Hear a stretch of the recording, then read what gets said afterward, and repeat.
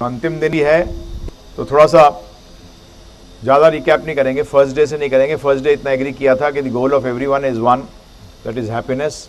Number 2, it is attend bye, मतलब ज्ञान से प्राप्त किया जाता है। नंबर 3, ज्ञान की इतनी वृद्धि होने के बाद भी हम देख रहे हैं कि सुख का अनुभव कम हो रहा है। चौथा कारण यह है कि किसी ज्ञान की कमी है। पांचवा, वो ज्ञान है साइंस ऑफ लाइफ, जीवन का ज्ञान।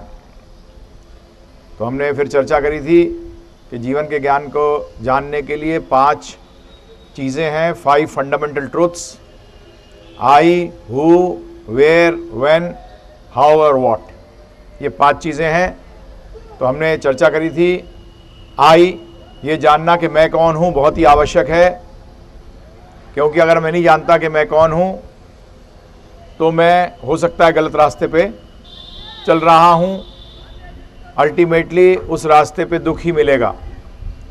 तो मेरे सामने सारे प्रश्न तो नहीं लूँगा, पहला प्रश्न इसी को लेकर है तो उसको मैं दोहरा देता हूँ।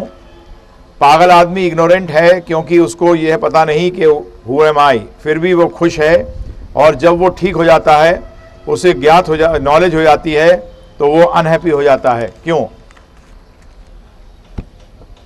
एक्चुअली पागलपन में भी वो खुश है, ये आपकी गलत फहमी है, क्योंकि पागलों को भी हमने रोते हुए देखा है। उनके भी फेजेस होते हैं जिसमें कि वो हंसते हैं और दुखी होते हैं।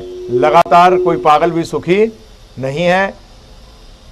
और इग्नोरेंस इज ब्लिस कहा जाता है। जब भी हम लोग कई बार कहते हैं कि यार वो बचपन के दिन बड़े अच्छे थे, नहीं, when we were children means at the age of 6-7, अब तो मेरे ख्याल से वो भी कम हो गया, क्योंकि 5-6 से ही बच्चों को टेंशन हो जाती है।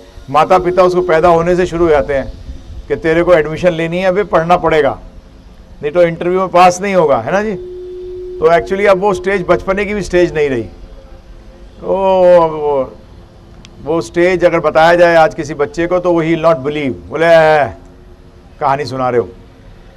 क्योंकि आज तो मेरे ख्याल से पालने से ही उसको ABCD लटका देते हैं कि ये ही gets used to these words, कि ये ABCD भी कुछ नाम की चीज़ है ना जी, वो लटका देते हो।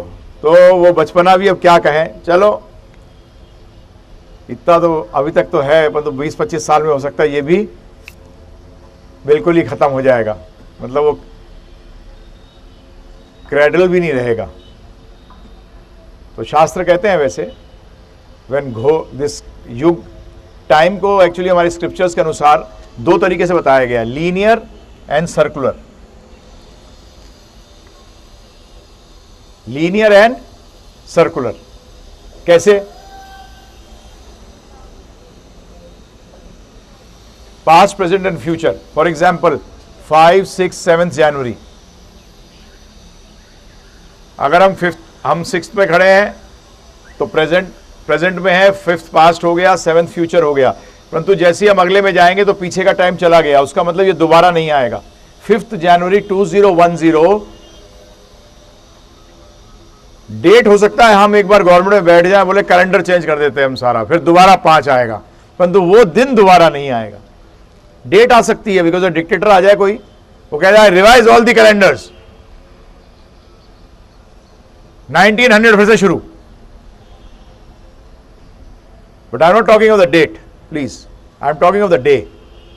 तो लीनियर ऐसे हुआ कि जो चला गया वो दोबारा नहीं आएगा। परंतु बड़ी अजीब बात है, सिंपल में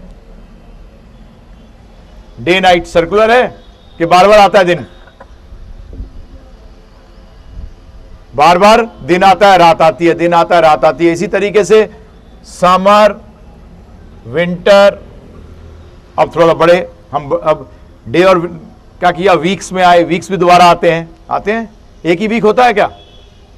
नहीं, वीक्स भी दोबारा आते हैं। मंडे फिर आता है, ट्यूसडे फिर आता है, वेडनेसडे फिर आता है, थर्सडे फिर आता है।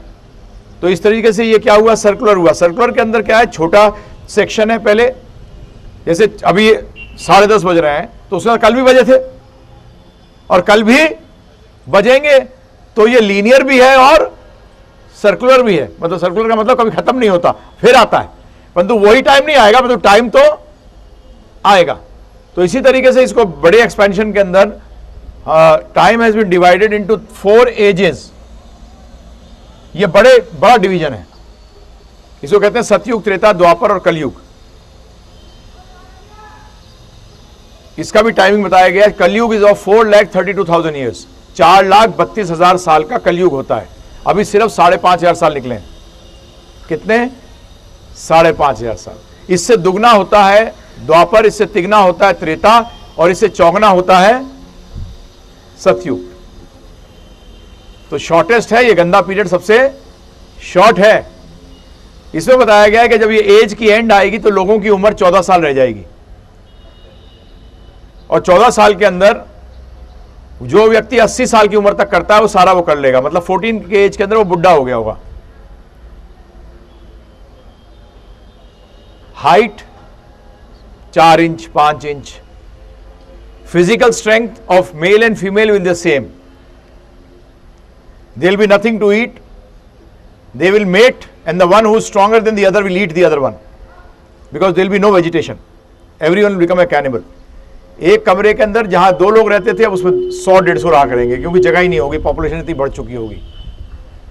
तो ये सब है, और बहुत चीजें हैं जो कि बताई गई हैं, जो कि वैसी की वैसी हम देख रहे हैं कि हो रही है। If you study the scriptures you will come to know, it is already बताया गया कि ये एक्चुअली एक तरीके से ट्रेंड चलेगा। आदमी लोग बड़े बाल रखेंगे तो उनको बहुत अच्छा माना जाएगा।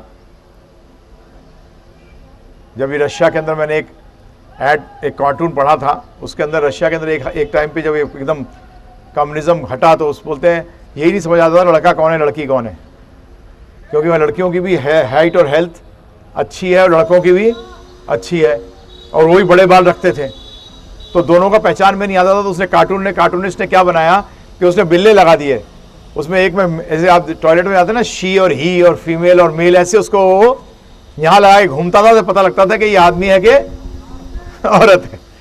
Dresses will be the same.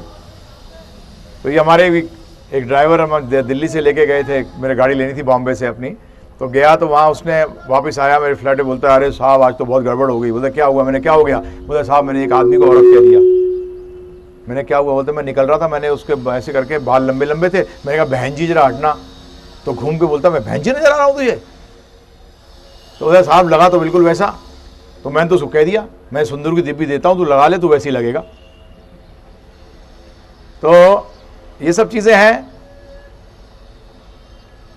सो इसमें बताया गया है कि इस तरीका का भी एजेस आएंगी। तो कलयुग के अंदर जब एक्सट्रीम आएगा तो ये सब चीजें, धर्म का नाश होगा। तो इग्नोरेंस के ऊपर हम चर्चा कर रहे थे कि ignorance is not actually bliss. If ignorance was bliss, हम पढ़ने नहीं जाते, हम स्कूल्स को बंद कर देते, हम कहते रहने दो ना, इग्नोरेंस इज ब्लिस। तो पागलपन कोई अच्छी अवस्था नहीं है, और पागलपन से वो बाहर निकलता है दुखी जब होता है, क्योंकि वो बेसिकली फिर भी पागल ही है। पागलपन से निकलने के बाद भी वो पागलपन की स्टेज में ही है, जब तक कि वो ये रियलाइज नहीं करता कि मैं आत्मा हूं। ये ध्यान रखिएगा, बड़ा अजीब चीज है ये। जो व्यक्ति समझ गया ना कि मैं आत्मा हूं, वो एक्चुअली बिल्कुल प्रोएक्टिव हो जाता है। उसको एक्सटर्नल चीजों से कोई इफेक्ट ही नहीं होता। गीता कहती है ब्रह्म भूता प्रसन्न आत्मा। ब्रह्म बताया था ना, अहम ब्रह्मास्मि, मैं आत्मा हूं। ब्रह्म भूता प्रसन्न आत्मा। जो जीव ये समझ जाता है कि वो ब्रह्म है, वो आत्मा है, वो प्रसन्न आत्मा। कैसी आत्मा? प्रसन्न आत्मा। ना सोचती ना कांक्षती, नो लेमेंटेशन, नो हैंकरिंग, ना सोचती ना कांक्षती, समा सर्वेषु भूतेषु। सबको समभाव में देखता है। सबको क्या देखता है? समभाव से देखता है। आज हमारे साथ प्रॉब्लम क्यों है? क्योंकि हम सबको किससे देखते हैं? समभाव से नहीं देखते हैं। कोई ज्यादा कोई कम, बस हो गया काम उसमें। आप चेंज करिए दृष्टि देखने की, देखिए लाइफ चेंज होती है कि नहीं होती है। परंतु ये कब कर पाएंगे? When you actually come onto the platform of spirituality, that is the starting point कि मैं कौन हूं। तो आपने जो ये प्रश्न किया है कि हां वो घोर पागलपन से कम पागलपन में आ गया। किससे, कहां से आया? घोर पागलपन से कम पागलपन में, अभी भी आत्मा को रियलाइज नहीं किया। जैसे ही वो आत्मा को रियलाइज करता है, वो इस पागलपन से दूर हो जाएगा और उसको सुख प्राप्त होगा। You have understood what I am trying to say? मैंने पागलपन को किस हिसाब से बोला था कि जो आइडेंटिटी भूल जाता है अपना, वो क्या है? तो हम लोग सब भी क्या है? घोर पागल नहीं, परंतु कुछ तो है ही। घोर कौन है? जो अपनी बॉडी की आइडेंटिटी भी भूल गया, जो अपनी बॉडी की आइडेंटिटी भी भूल गया, वो घोर पागल। जो बॉडी की आइडेंटिटी पे है परंतु आत्मा की आइडेंटिटी को भूल गया, वो कब पागल। और पागलपन पूरा दूर कब होता है? जब वो किस लेवल पे आता है? आत्मा की। सो बेसिकली ये समझो कि पागल आदमी खुश है, ये आप ये भ्रम में मत रहिएगा, जरा स्टडी करिएगा। They have got